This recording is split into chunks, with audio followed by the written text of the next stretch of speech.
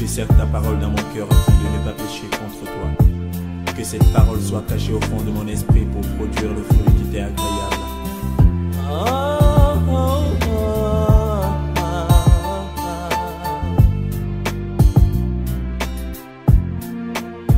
Plus que jamais j'aime ta parole.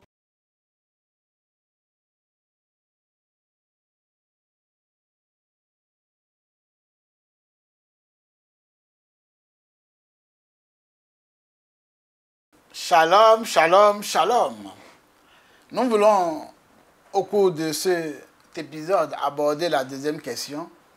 Quelle différence y a-t-il entre Pâques sans S et Pâques avec S? Comment est-on passé d'agneau à œuf et à lapin?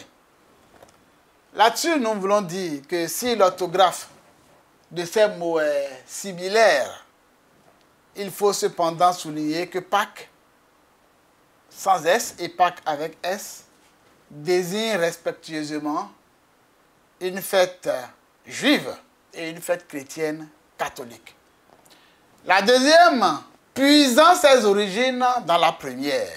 Au début de l'ère chrétienne, les deux fêtes juives et chrétiennes catholiques sont célébrées au même moment. Mais à la suite de la montée des tensions entre les deux communautés, chrétiennes catholiques d'une part et d'autre part juives ou protestantes, qui sont les professants du 1er siècle, il y a eu un premier concile. Le premier concile de Nicée a été réuni, et c'est connu, par Constantin Ier en l'an 325.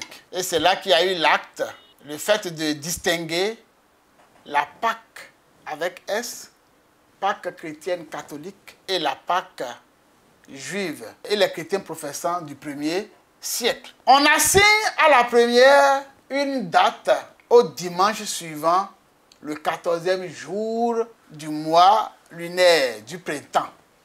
C'était le premier concile œcuménique de l'histoire. Quant à ce qui concerne l'orthographe, il faudra attendre le XVIIIe siècle pour que l'utilisation du singulier pour la fête Pâques juive et l'église des professants du 1er siècle et celle du pluriel pour les Pâques chrétiennes catholiques soit rendue officielle. Donc c'est à partir du XVIIIe siècle que Pâques avec S, la distinction a été officialisée, selon mes recherches, bien sûr. En Occident, dans les campagnes ou dans les jardins de la maison en ville, une mystérieuse chasse aux œufs s'organise au petit matin de Pâques. Selon la tradition, en revenant de Rome, les cloches qui se sont tues depuis le jeudi saint au soir, y répandaient œufs, cloches, côtes et autres gourmandises. La coutume d'offrir des œufs ou des lapins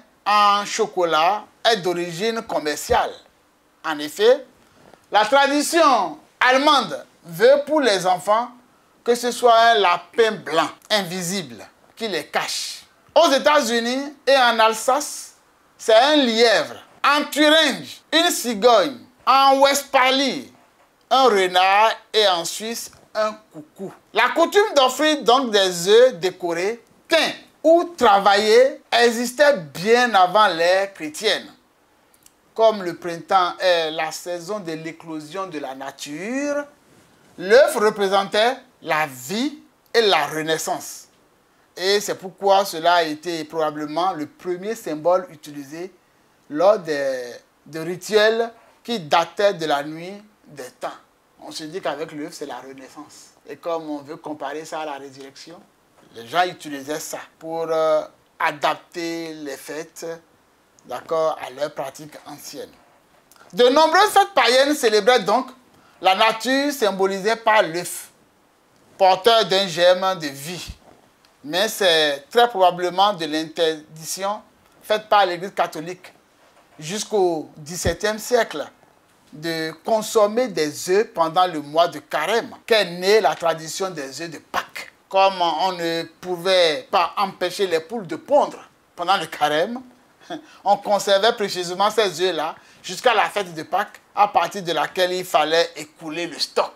Voilà pourquoi, parfois, on voit l'œuf de Pâques. Le roi Louis XIV fait de l'œuf décoré de Pâques une institution. D'une part, ces gens devraient lui apporter le plus gros œuf pondu en son royaume durant la semaine sainte, et lui-même le jour de Pâques, entouré de grandes corbeilles, distribuait en personne des œufs peints à la feuille d'or à ses courtisans, aussi bien qu'à sa vélatille, comprenez, l'ensemble de ses serviteurs.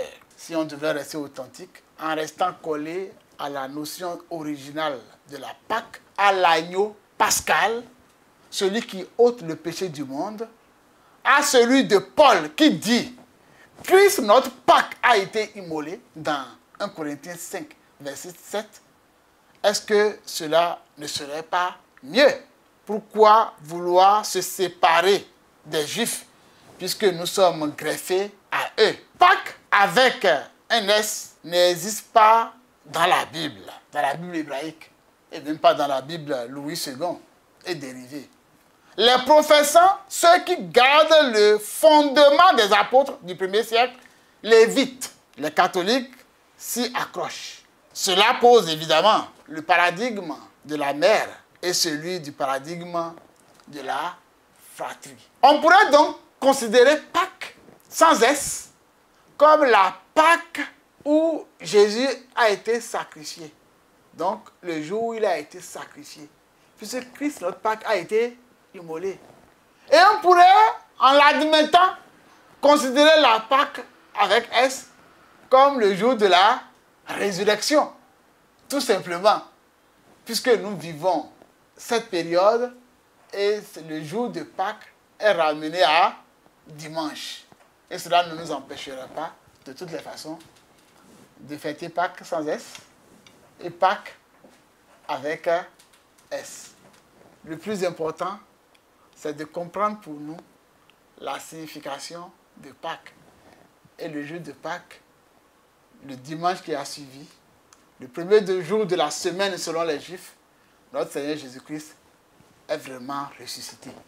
Nous n'allons pas donc nous attarder seulement aux lettres, mais nous allons nous attarder sur la force de la réalité.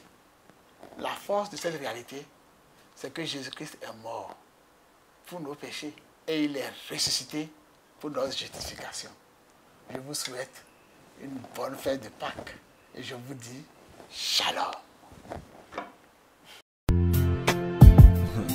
J'ai certes ta parole dans mon cœur afin de ne pas pécher contre toi.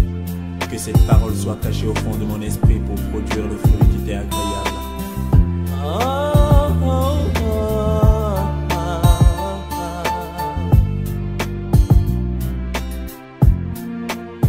Plus que jamais j'ai